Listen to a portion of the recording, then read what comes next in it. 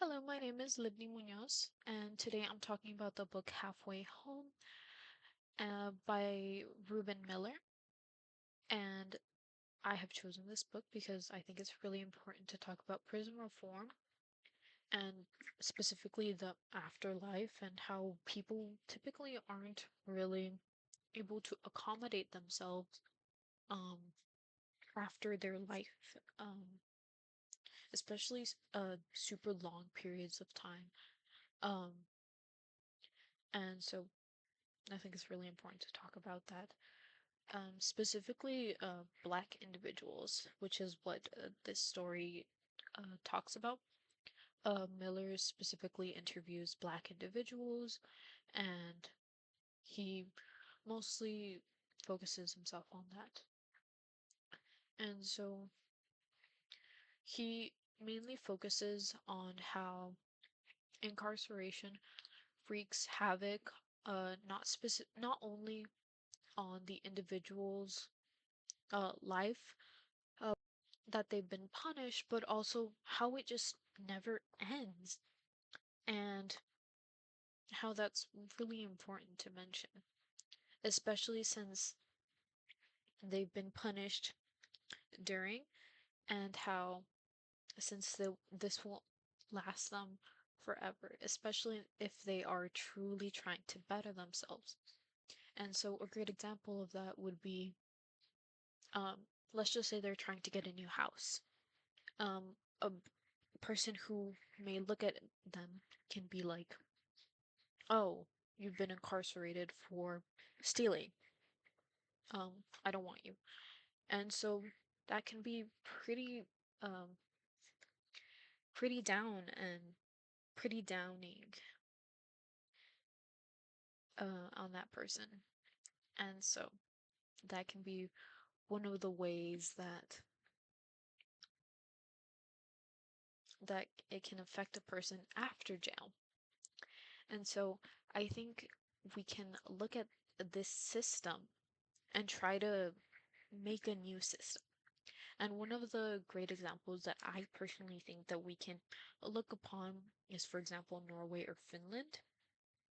And these systems actually do rehabilitate them and actually treat people like new people, like actual people and actual human beings, and they don't bring down the people. Like, for example, they have TVs, they have good food, um, and they actually talk to people, they have gardens, and so I think it's actually something to consider because these systems, our current prison systems, are more seen as businesses, and that's not something that we want. Um, and especially here, it's proof that um, if these people are released, um, they might just, especially if they're so shocked, they're like, oh, this is so different, this is so I don't want to be out here in this world. They might just commit another crime and just get back in prison. Or they could potentially just not be ready and could be a menace to society. Um,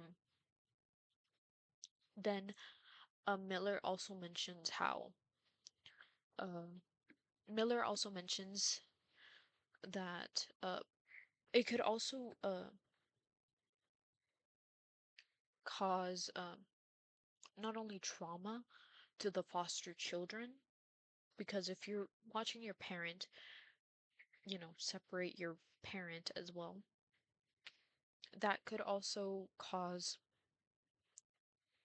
trauma to the child. You could fall into drugs, you can fall into sadness, and you could also lead into that sort of lifestyle as well.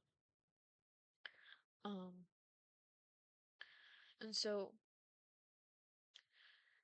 there's also, in a sense, a sort of racism aspect as well.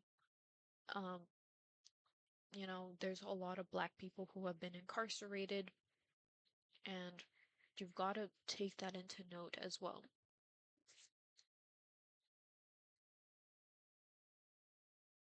I think Halfway Home is an especially good read, especially for Black people. And if you're a Black person yourself, it can tell you how difficult it can be in this world and for a criminal justice student as well. And so, especially for these policies and for us citizens as well. And so, just these concepts alone, you can see for yourself and for others as well. And so, even if you're not a criminal justice student, it's just a pretty good read. And so, I think that would be all for me. Um, but yeah, and thank you so much for watching, I should say. My citations are going to be Halfway Home. It's also going to be She's Probably at the Library, and also Scholar's Compass. Thank you so much for watching. No, thank you.